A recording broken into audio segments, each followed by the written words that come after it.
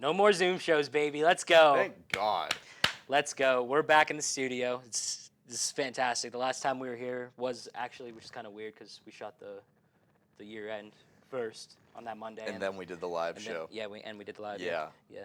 But yeah, this is actually a first in the studio. We actually have a guest today, and I think it's fair to say you're not very liked by Pirates Twitter on Twitter. Yeah, not too much. Not too much. But we have Kody Duncan on the show. He's you're a writer for so you technically a writer for Rum Bunter or Fanside?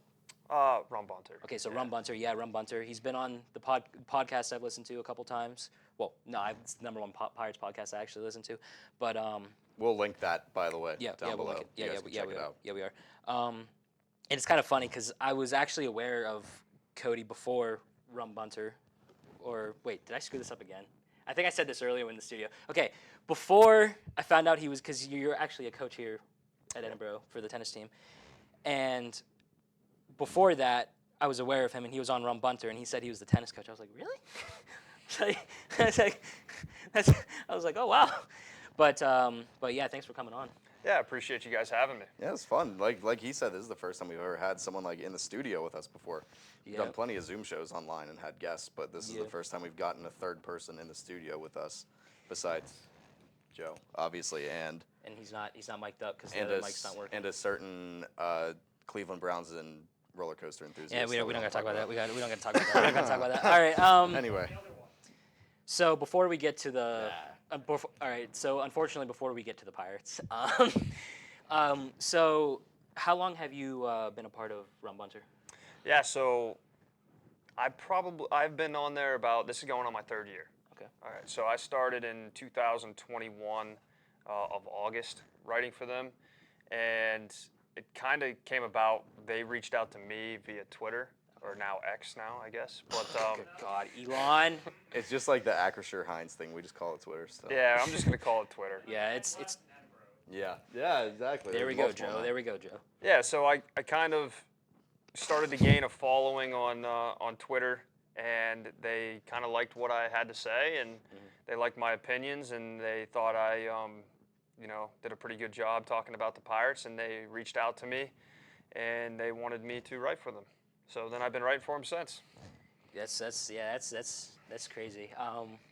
Yeah, I do listen to now that I've taken my head out of my you-know-what, and I can actually think right now. I do listen to Rum Bunter. I think I've been listening since, I want to say 2020. Okay. I want to say. And there's a lot of opinions that I actually agree, and I kind of base my own opinions off of it. Yeah, it's also safe to say that a lot of Pirates fans do not like your opinion. Well, it's just crazy.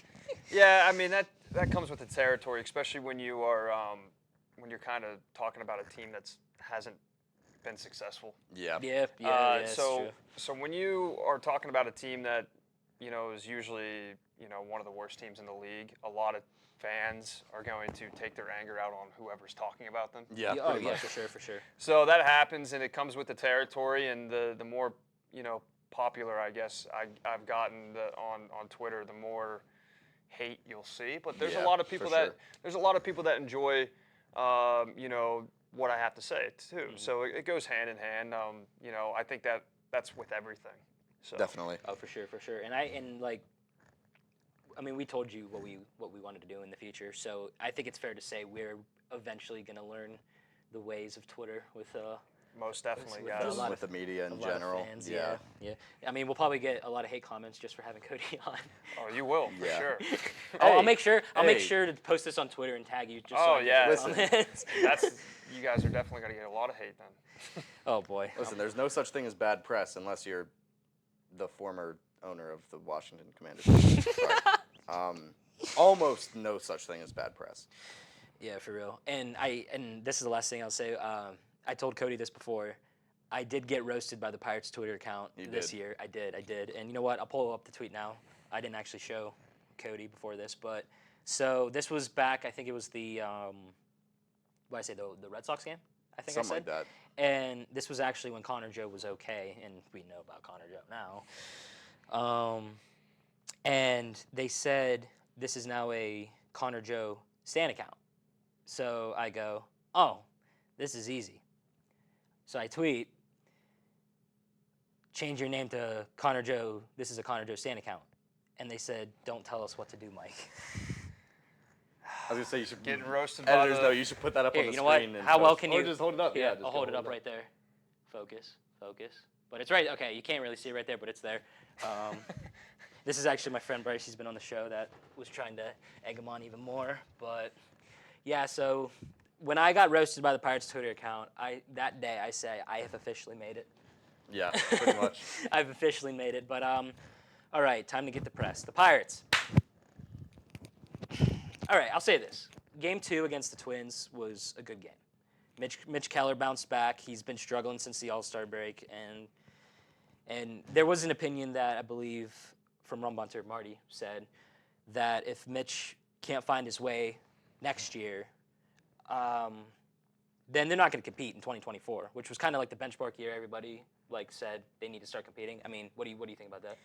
Yeah, I mean, I think he's got a valid, opinion on that. Just because pitching, in my opinion, wins championships in baseball. Oh, for sure.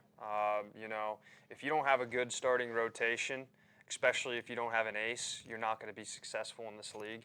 Mm-hmm. So having Mitch Keller on this team, not only having him on this team, but him having a very successful year, especially in 2024 when we might see Paul Skeens in that rotation, having those two guys as your top two in the rotation, I feel like that could lead to some success. Mm-hmm. I mean, obviously they have to sign some free agency pitchers for this rotation to be successful. But those two are great building blocks for the organization as long as they're both successful on the major league team. Now, Mitch Keller has shown that he's capable of being a guy that can help out this organization in the future, but the issue is he's come to some adversity this year where he's had a lot of success in the beginning of the year, but later, or I would say mostly in July and August, or a little bit of August, he's been struggling. So at least the past two out of 3 starts, he's looked his old self. Mm-hmm. From where he looked like when he was back, in May and June. So I think as long as he continues to get out and fight this adversity and become what he was earlier in the season, I think with him, Skeens, maybe a potential free agent, this rotation could look really successful for 2024. Yeah, for sure. And people got to remember too. I mean, you got in the minors Anthony Salameno, who's been solid so far, mm-hmm. And he's on Altoona, I believe, right? He's in Altoona right now, and he's actually the second youngest pitcher in all of AA in the league. So that just tells you how successful he's been this year. He dominated low A Bradenton. He had like a 2 ERA there. Then they brought him to high A Greensboro, and he had a mid 2 ERA. And if you're not familiar with Greensboro, that stadium is very hitter friendly. So pitchers usually have bad ERAs there. So when you're a guy that's 20 years old and you have a sub 3 ERA at that stadium specifically, you're doing something right. So they obviously promoted him to Altoona. I think he has a high 3 ERA right now, but as a 20-year-old going against guys that are 24, 25 years old, that's going to happen. I think he's going to develop into a great pitcher. And then a guy that you haven't mentioned yet, but he's in AAA, Jared Jones. I was just about to get to him, yeah. Yeah, he has a 100-mile-an-hour fastball, nasty slider. He just needs to work on his control, so you could potentially see him as well. I know one man that can fix that control, Oscar Marine. Yeah, one other important interjection. I know me interjecting about baseball is crazy. Well, we're in the studio. You interject about baseball. I do. When it's on Zoom, you just play on your phone. But yeah, I mean, even talking about it now with Rich Hill being traded before the deadline, not only having, a top 2 rotation between Keller and, possibly Skeens next year. Mm-hmm. Now that Rich Hill got traded, Keller's really kind of your veteran, experienced pitcher at this point. So not only in terms of performance, but in terms of just veteran leadership and, leading the team, he's really kind of going to have to take a pretty important role. in the next 2 years now. No question. Yeah, for sure. And I think Oviedo's 25. Yeah, Skeens is Oviedo. obviously very young. Yep. Now, correct me if I'm wrong. I think I recently remembered a tweet you tweeted out, and I did not hate on the tweet. I'm not one of those guys. I think you said a rotation you'd like to see, and I believe a veteran arm you put in there was Robbie Ray.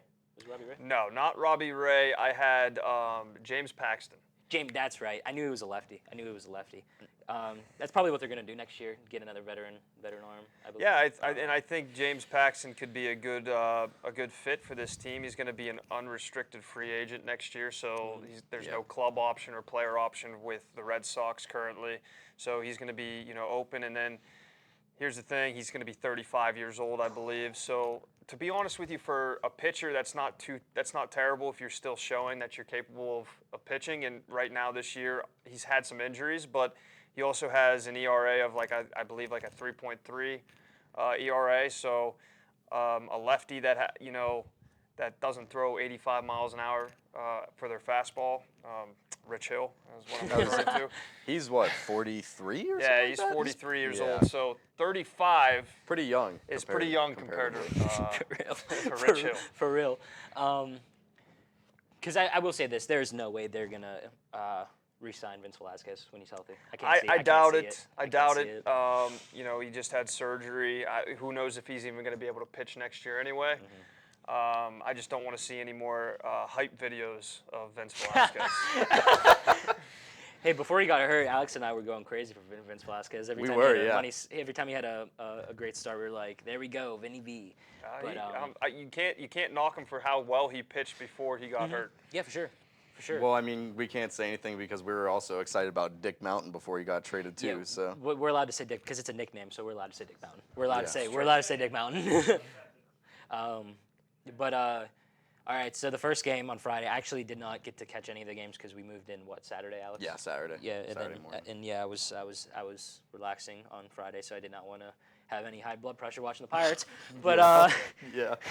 Because I'm going to be going to a high blood pressure season with the Pirates into Pitt, so there we go. But Ji-Hwan Bae, who's back, and he seems like he's been all right coming back from the injured list. Though I will say I was a little confused when they sent down Jared Trillo. I was a little confused. Yeah, I think that was definitely a questionable decision on the front office's part, in my opinion, just because he was hitting really well. I mean, he didn't have a high OPS. For those that don't know what OPS is, it's slugging plus on-base percentage. But at the same time, he was batting, 270, which is probably the best batting average on the team. Probably. So, yeah, he didn't hit for power, but he was a guy that came up clutch when they needed him with runners in scoring position. So it was really confusing. And then on top of that, his defense is Gold Glove material.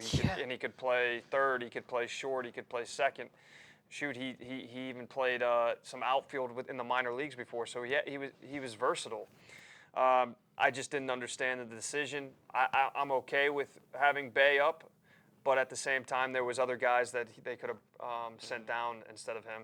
Yeah, I agree. Like Williams, possibly. Alika Williams was probably my first choice, but maybe they just value his defense at shortstop more than they did Triolo's. Yeah, that is true. That's true. But Ji-Hwan Bae on Friday was 2 for 4. Brian Reynolds, of course, 3 for 5. I mean, are we shocked? Not anymore. No, he did struggle after he got that big old contract, but we're good. We're good. Andy Rodriguez was 3 for 4. So hitting wise, even though they lost this game, hitting wise, not bad. The top hitter for the Twins, though, was Donovan Solano. He was 2 for 4. I don't know why that was the only name for the Twins I wrote down. I always forget to write down names. But Andre Jackson pitched. I mean, he did not, because this was an opener game.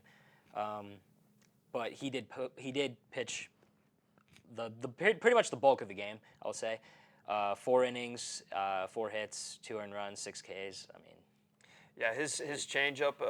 First off, the Pirates picked him up as I think he was on the waiver wire, and they picked him up from the Dodgers, and he's kind of been pretty okay. successful here. Yeah.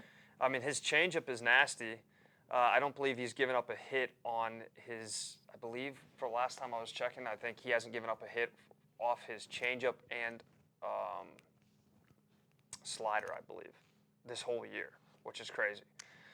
Yeah, I'm gonna be honest. Like, for some reason, every single time I watch a game, I always avoid Andre Jackson starts. So I haven't really seen him pitch that much. He's been a pleasant surprise. So I'm just going off of the stats, but hey, maybe another solid bullpen arm. Possibly. Possibly. But Pablo Lopez for the Twins, he pitched 6 innings, gave up 6 hits, 0 runs, struck out 7. Whatever. I'm moving on to the win. But yeah, game 2 on Saturday, Andrew McCutchen was 2 for 5, and that was the game I believe he had the go-ahead home run.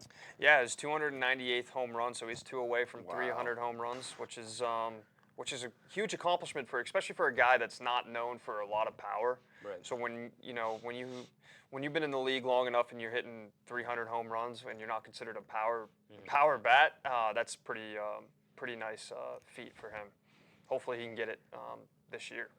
Yeah, wouldn't it be something if he did it against the St. Louis Cardinals? That would be great. That would be fantastic.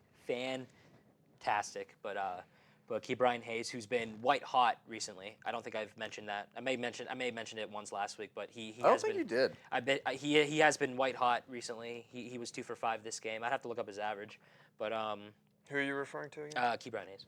Yeah, I think he's batting around 260 now. Wow, There you wasn't he when he came back from the injured list? He was what, 240s, 230s, somewhere around there? He's been on fire, and I think he has 8 home runs this year, which for him is a lot. Yeah, for real. So I think he's the biggest concern that I had with Brian Hayes is he had a tendency of not pulling the ball, and whenever he did, he didn't have a lot of launch angle. So it was either whenever he pulled the ball, it was a grounder to shortstop or third base, or he would hit oppo, and they kind of played him perfectly that way. So his biggest concern was pulling the ball and getting some air underneath that ball. So that's what he's been doing lately, and it's been showing, obviously, as of late. Yeah. For the Twins, Jorge Polanco was 2 for 3, and Max Kepler was 2 for 5 against Mitch Keller, who pitched 6 innings, 7 hits, gave up 2 runs, struck out 12. That is the Mitch Keller from the first half. That right there is the Mitch Keller from the first half. So, bounce back game for Mitch. Good for him. Sonny Gray. Okay, do we really care about Sonny Gray? He pitched well. He pitched well. I mean, yeah. Against the Pirates, he did pitch. Yeah, 6 innings, 4 hits, 4 runs, 7 Ks.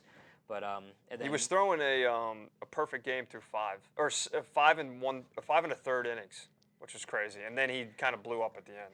Can you guys tell I didn't watch the games this weekend?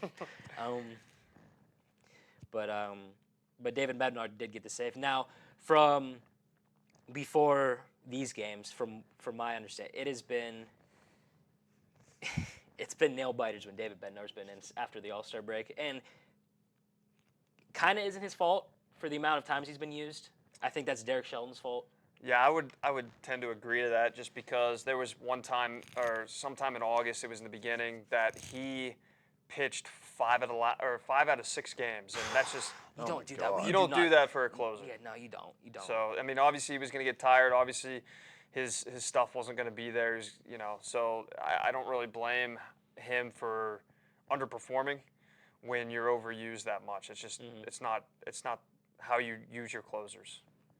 So Right, yeah, exactly, that was definitely. exactly. I'll definitely blame Derek Shelton on that one. Yeah, that is just poor management. And honestly, Derek Shelton has had poor management, in my opinion, for pretty much all year. Like Quinn Priester is an example. Why was he out there throwing 100 pitches? Why was he still out there? Now, maybe recently they knew they were going to send him down, so just eat up innings. But like that wasn't his first time pitching 100 innings, I believe, right? It's happened before. I don't know why you do that to your rookie and you leave him in there when it's like what, 6-0. Yeah, there was a lot of situations Derek Shelton did this year that I just did not agree on. One of them was I actually went to the debut of Quinn Priester, Which is what I was referring to with the. Yeah, with the thing. he actually pitched a pretty good game through 5 innings, and he left him out there in the 6th inning with no one in the bullpen, and he kind of blew up in the sixth inning. But you don't really want to do that to a rookie when his confidence is high. You know, he's only given up 2 runs, I think, at that point through 5 innings, which is actually a pretty good outing. And he leaves him in there in the 6th. I'm okay with you leaving him there in the 6th inning, but you need to have somebody ready in the bullpen in case he gives up a hit. Yeah, Well, he gave up, I think, 3 or 4 hits back to back to back. So it's like, that's not good managing, in my opinion. You know, this is kind of how I felt about Kenny Pickett when he first started, like getting starts at the beginning of the season. Like he threw like 55 balls against Buffalo or something like that, I want to say, or like 40 or 50. It was like his first like 3 or 4 starts, he was averaging like 40 passes a game, and not for the same reason, obviously. You know, your quarterback, your arm's not going to get tired like you are a pitcher in the MLB or anything like that. But like a rookie like that, if you like force them to play that much and throw that many times, they're going to start screwing up, and you need to be ready in case they do. Yeah. Because Kenny threw like 8 or 9 of his 11 picks in the first like 5 of his starts. Mm-hmm. And now he's taking us to the Super Bowl. I didn't say that, but I did. All right, to clarify, because we didn't tell Kody this before. I'm a big Kenny guy because my dad always got season tickets for Pitt, so I was actually at majority. Let me say that again. Majority. I cannot speak today. I don't know why. That's all right. For majority of his college games, I was there when he helped upset Miami in 2017, and yeah, it's crazy. He's a Steeler. I was going crazy when he was drafted by the Steelers, but we'll get to the Steelers in a second. But Game 3. Wasn't good.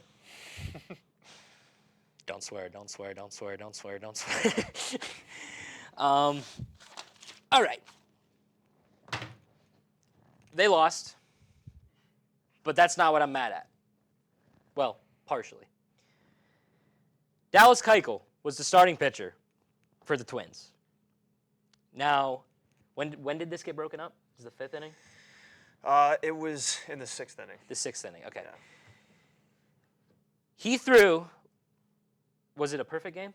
He was throwing a perfect game, I believe, 6 and 2/3 innings until Brian Reynolds hit a double. Yeah. Now, don't attack me, Twitter. I just said like 2 times I did not watch the games. But yes, Dallas Keuchel, who had about a 9 ERA, was pitching a perfect game against the Pirates. Now, should we be surprised? I mean, really, the way the Pirates have been playing a lot this year? Not really. Not really. No. But yes, as Kody said, Brian Reynolds broke it up. But that is not the only thing. The Pirates only had 2 hits, and those 2 hits came from Brian Reynolds. So, God. It was a game you definitely didn't want to watch if you were a Pirates fan, just because, one, Dallas Keuchel, like you said, he's out of his prime.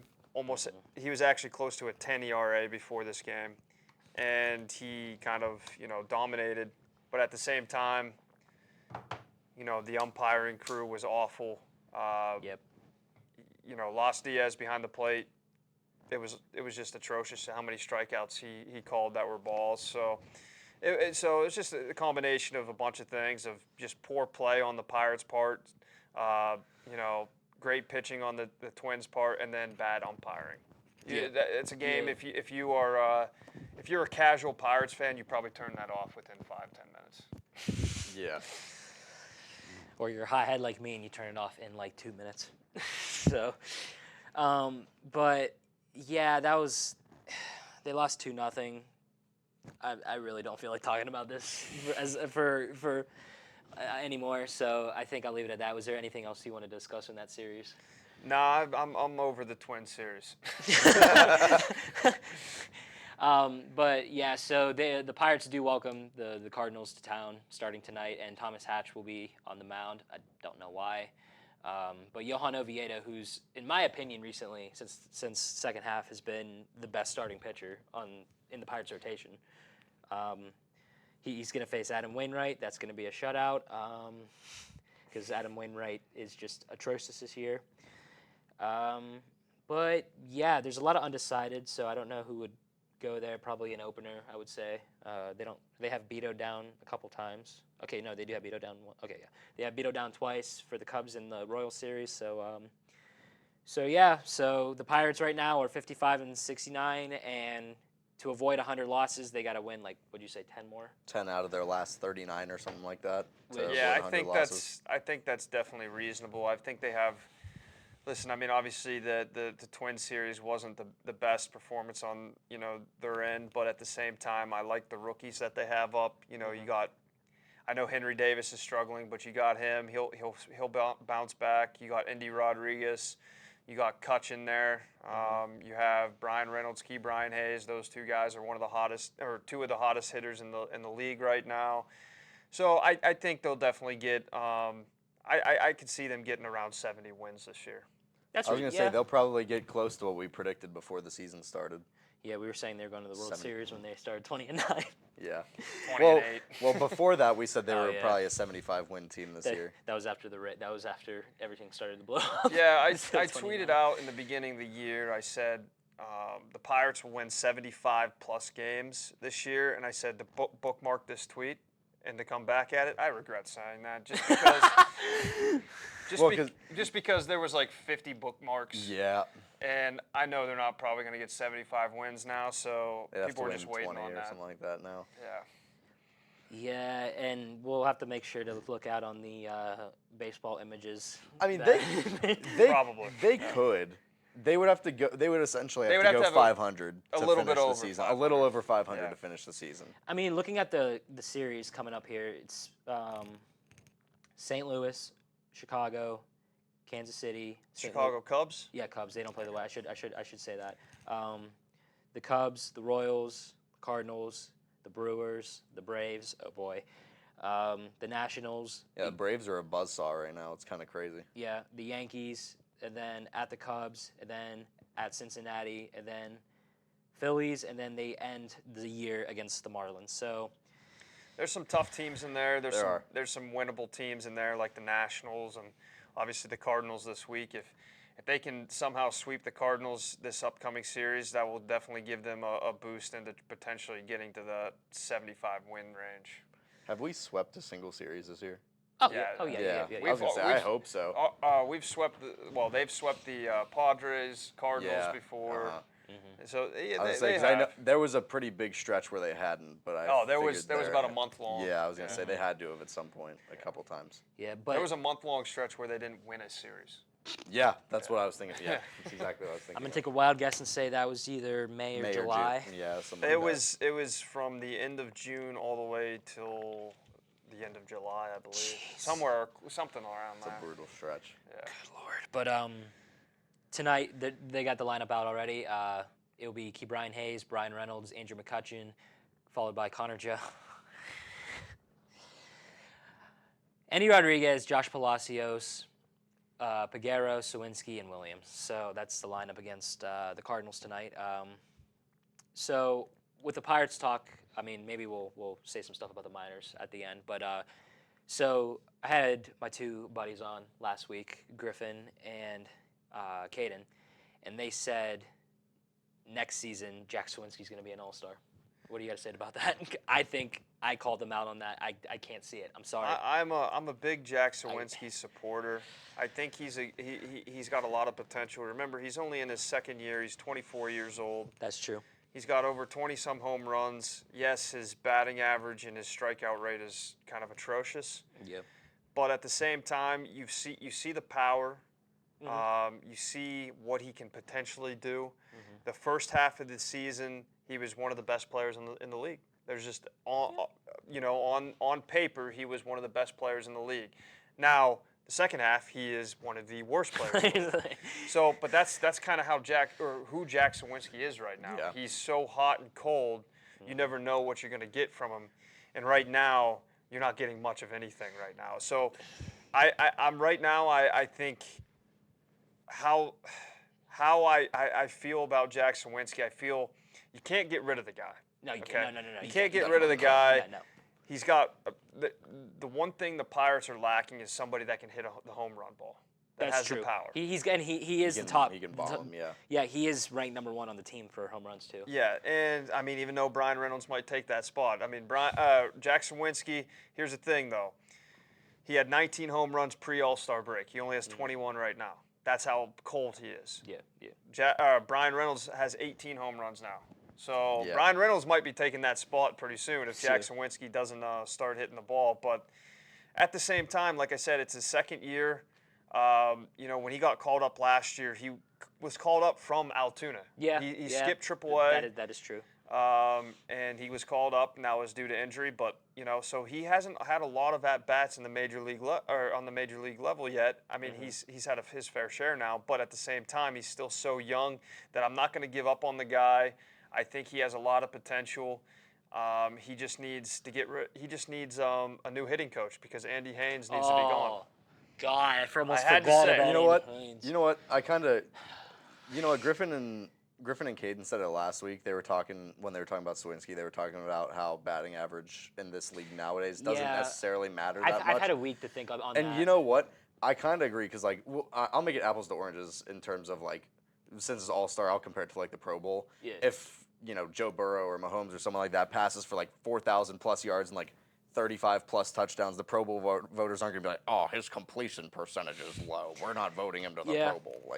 Yeah, batting average right now is kind of outdated just because there's so much more technology and a lot of analysis that goes into baseball. So I'd say, WRC plus is very important to baseball. OPS is definitely more, OPS and on-base percentage is way more important now to baseball than batting average. But, last game, for instance, Jack Sawinski, if you looked at his game, or if you looked at his stats, he was 0 for 2, and you're like, okay, that's terrible, right? Right, yeah. 0 for 2, 2 strikeouts. But then you look, he had 3 walks. So it's like, Right, he was on base 3 out of the 5 times. Yeah. And also, I was going to say, this could be completely off. I don't know, you guys can tell me, but especially with a guy like Sawinski, who you consider probably one of your sluggers, you're not really looking for him to just get on base anyway. You're expecting, like you said, like you guys said, a guy like McCutchen who has less power. Yeah. You're expecting him to get on base and then Sawinski to step up and either, whack it out of the park and bring 2 home or just, or strike out. Or strike out. Because that's what he usually really does. You're looking for in that situation. You won't see Jack Sawinski. You won't see him hit too many singles. Yeah, right, exactly, yeah. And I will say this, he did remind me, I will say this, because last week I was kind of on the average side, but I've had a week to think on it, and Alex is right, and Cody's right too. Average really does not matter right now. It really doesn't. But yeah. All right, enough depression. Yeah. So, Steelers. Great play from the quarterback room the first 2 weeks of the preseason, I might say. This past weekend, 27-15 win over Buffalo. I'm going to be completely honest. I don't know a single quarterback on the Bills besides Josh Allen. So I mean, how could you? Yeah. Really, how could you? Mitch was, and then he got signed by the Steelers. Anyway, 27-15 win against Buffalo. Mitch took most of the snaps, went 10 for 13 for 78 and a touchdown. Good game. Mason went 5 for 7 for 52, and Kenny, I believe, played the first series of the game again, and that was it? 2. Or was it 2? Because it was the touchdown by Jalen Warren, and then he threw a pass to Private. So 3 for 4 for 43 yards and a touchdown. So great play from all the quarterbacks, high completion percentage.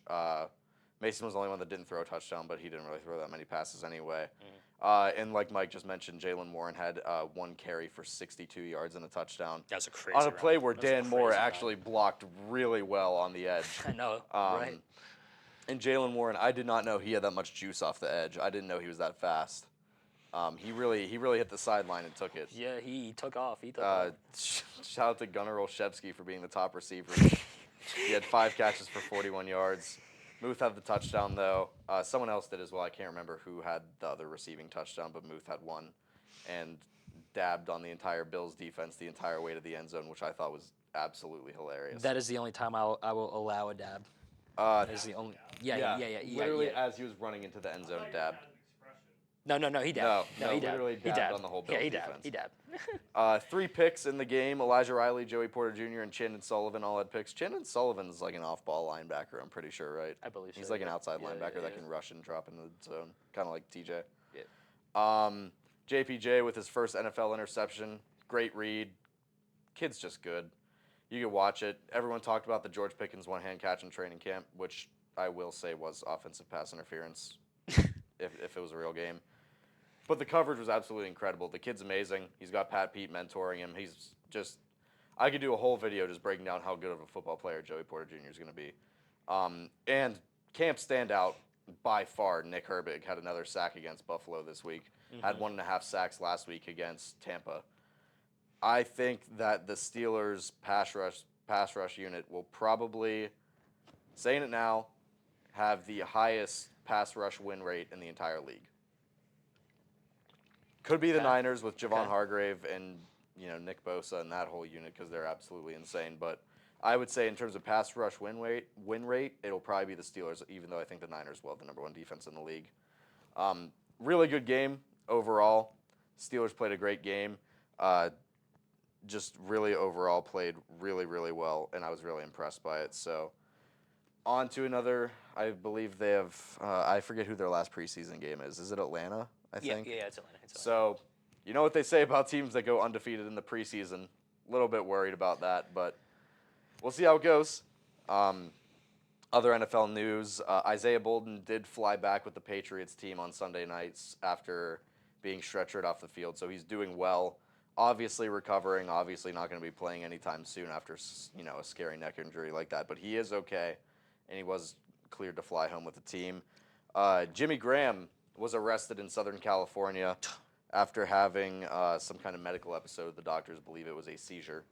I think that man has played enough tight end in the league that he probably has CTE at this point, and we'll find out eventually. But that's a little bit worrisome. Hopefully he's okay. He seems to be doing well. The Saints team, the coaches have reported that he's doing all right now, which is good.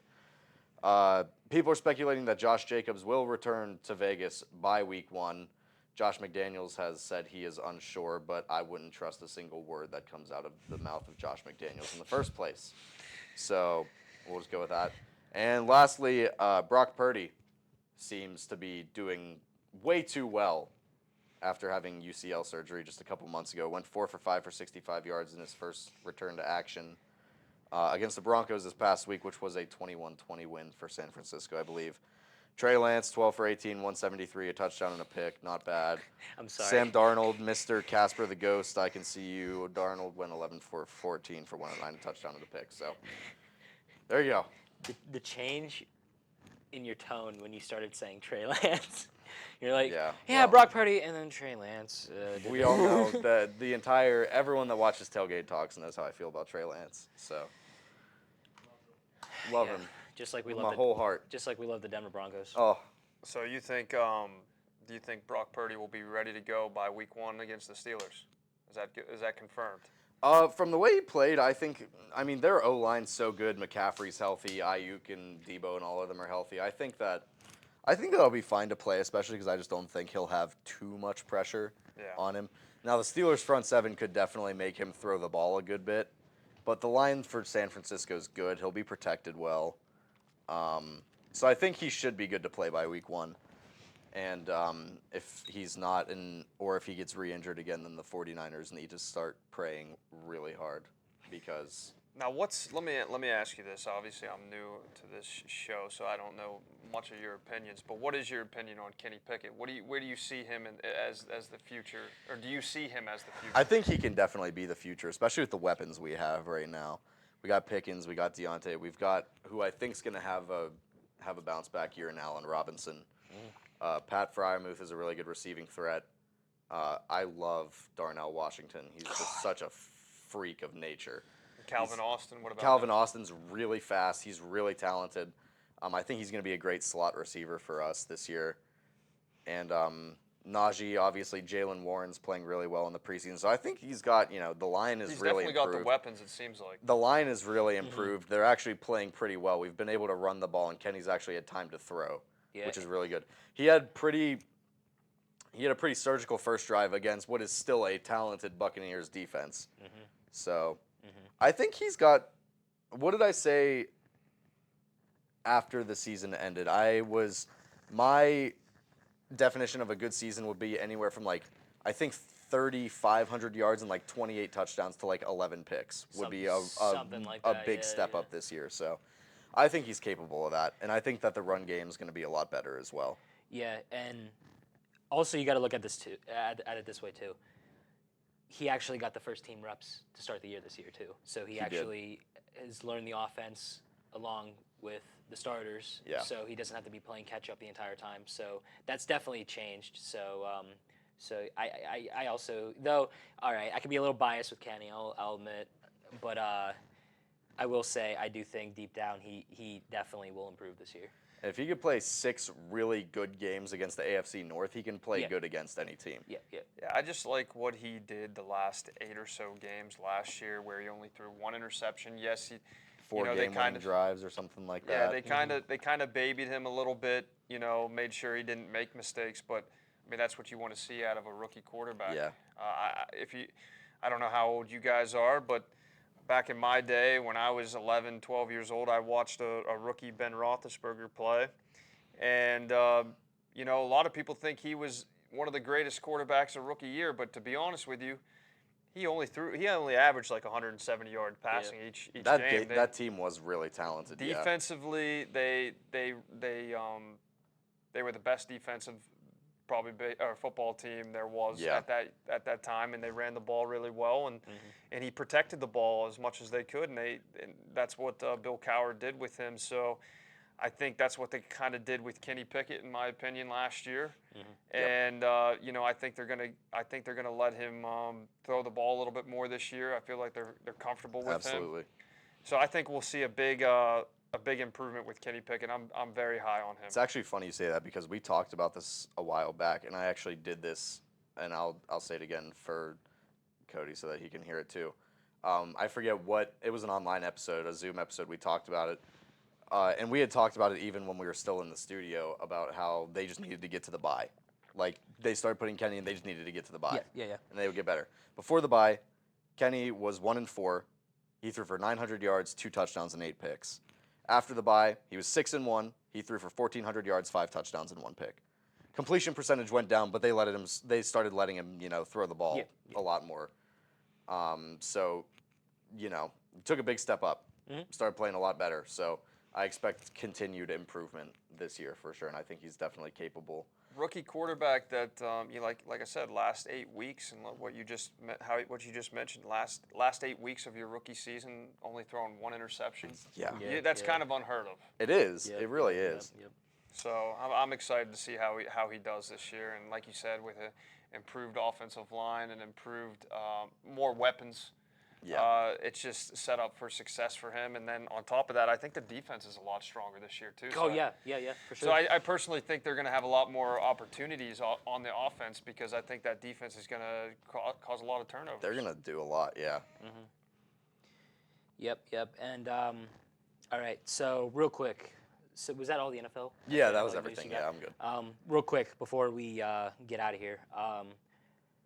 I know we normally don't cover the minor leagues that much on this show. I try to do it once in a while just to keep up and everything. But I believe the last time I covered, I went to a game in Erie when they were in town, and they lost in extras.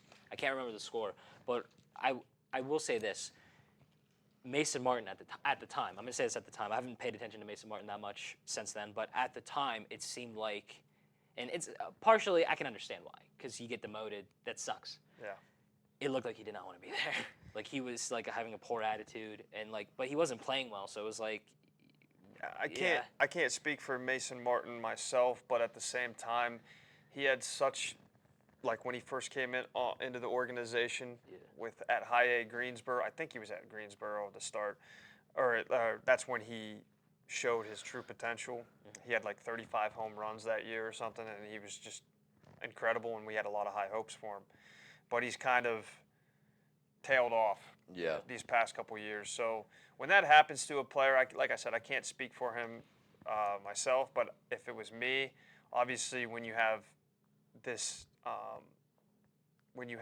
like expectation for yourself and you don't meet it, obviously it's probably going to show on your performance and potentially even how you act. Absolutely, and this is also being seen a lot through Jets Hard Knocks right now. Yeah, it is. And I used to actually play baseball, and that is, I can speak on that because like there was a lot of, and I built up expectation in myself, and when I didn't meet that, then confidence starts to go, and then in baseball, the number one thing you need is confidence, or you're not going to play well. That's in any sport, in my opinion. Yeah. And sports are so difficult.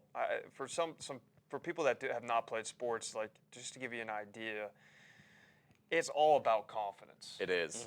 Mm-hmm. Yeah. Whether it's individual or team, yeah, either way. If you lack confidence, you're going to struggle. You need to. I tell my players this as the tennis coach here at Edinburgh. I tell them, like, even when you're struggling mentally or physically during practice or whatnot, sometimes you got to fake it to make it. Yeah. Right.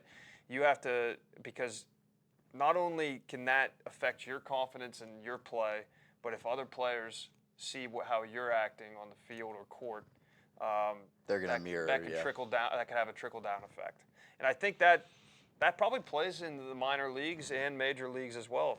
If other players are not performing well, that's why I always think hitting is contagious, and especially in baseball. If you see, if you start seeing your teammates hit the ball, odds are you're probably going to start hitting the ball. If your teammates are starting to strike out, well, you're probably going to start to strike out. I don't know how it is in football, but it's probably very similar. It is. It is. Mm-hmm. Yeah, and Jason Mackey actually just sent out a tweet just now. He said the Pirates have announced they have recalled Vinny. How do you say his last name? Capra. Yeah. Capra, and they have placed Henry Davis on the 10-day injured list. Davis was just out there shagging during batting practice. He was shagging fly balls. So, Davis I'm actually good friends with Vinny Capra's agent, by the way. He was just texting me the other week. But regardless of that, so I'm happy for him. Yeah. I'm happy that he's getting his opportunity again. But at the same time, that's actually disappointing to see Henry Davis go on the IL. But maybe he just needs that time to regroup. Yeah, it's possible too. Yep. And so real quick, because Richie just gave me the gave me the Hurry the time heck thing. up look. Yeah, the hurry the heck up look. Yeah, Richie, you're happy we're back. Come on, don't lie. You're happy. No, he's not. Now, can I have a raise? Thumbs down. So, real quick with the minors, looking at the minors. So I'm looking at Solimento, right, and Jared Jones. So, okay, say projected starting five. This may not be the starting five. I'm just throwing it out there right now, just for like a fun thing. So, like, say next year it's like Keller, Skeens. You know what? How about this? I'll just name like all the starting pitchers. So Keller, Skeens, Solimento, Jones, Nichols, Oviedo. I can't see Beto. I don't see Beto no. as a potential starter, no. Okay, so yeah, Davis has a right hand strain per the release by the Pirates. So there's that. Who else am I missing in the minors? Jackson Wolf, who they just acquired in the Padres trade. Thomas Harrington. Thomas Harrington is another one. Looking at the young guys, and I think I know what your answer is going to be, but I'm gonna ask it anyway because I did promise minor league stuff, and this is kind of just coming from the top of my head. Who do you think has more? And honestly, with baseball, you never say never because you said it. Jack Sawinski got called up from Altoona, so you never know who could go on the injured list, who they want to call up, who they feel confident in calling up. So out of Nichols, Jones, Solimento, and just throw Harrington and who else did we say? There was another one we said in there. I can't remember already. You said Jackson Wolf. Jackson Wolf. Sorry, yeah. Jackson Wolf. Who do you think has a better chance to get called up first between those five? For 2024? Yeah. I would have to say Jared Jones is the next guy up, in my opinion. He's obviously in AAA compared to the other guys. Thomas Harrington's in high A right now. Yeah. Solimento, yes, he moved up 3 levels this year, but he's still only 20 years old. That's true. That's probably what's holding him back. So. Yeah, they're going to limit his innings probably. Out of all guys, I think that's going to get called up. It's definitely going to be Jared Jones, in my opinion, just because he's been so successful this year. He's moved up on MLB Pipeline's top prospect list on the Pirates. I think he's 4th or 5th in the Pirates now. Before that, he wasn't even. I don't even think he was in the top 15. So, they obviously have high hopes for him as well. So, that's the guy I would, if you're a Pirates fan or just a casual fan, I would definitely pay attention to that name. Yeah, and real quick, and because by the looks of it, Baker and Mike Burrows won't be ready probably for next year. It's just a terrible time for Mike Burrows to get injured. Mm-hmm. In a few years, do you maybe see him in a rotation spot or maybe the bullpen? Yeah, he has the pitches. He has the I guess the swagger, I would say, because you need swagger on the mound, in my opinion. You need to have, like we just mentioned earlier, confidence. Well, that guy has a lot of confidence, and he rightfully so. He's a guy that has, is dominant on the mound here. He's been dominant before that injury, so. Mm-hmm. I mean, I wouldn't cross out his name yet either. I don't see him being in there in 2024 just because of the surgery. Yeah. But he's definitely a guy that Pirates fans should keep in the back of their head or mind. And he was at the Futures game. Was it last year or 2 years ago? Yeah. So he can definitely be good, but we will see. But all right, we got to get going because Richie keeps giving us a dirty look. So, Alex, you got the paper ready? Yeah, I do. Yeah, so we do. Giving you a long episode to return. Yeah, we do a paper toss at the end. Oh. So we will see you. It's good to be back in the studio. Yes, it Kody, is. thanks for coming on. Yeah. Yeah, thanks for having me, guys. Yeah, hopefully have you back on when maybe closer to October, maybe. Yeah, if you guys want me talking Steelers stuff too during the fall, go ahead and ask me, and I'm more than willing. And we are ready to go for posting this on Twitter and get a lot of backlash. All right. All right, we will see you guys next week. Oh, I actually hit the camera. You actually hit the camera. Just falls off the tripod.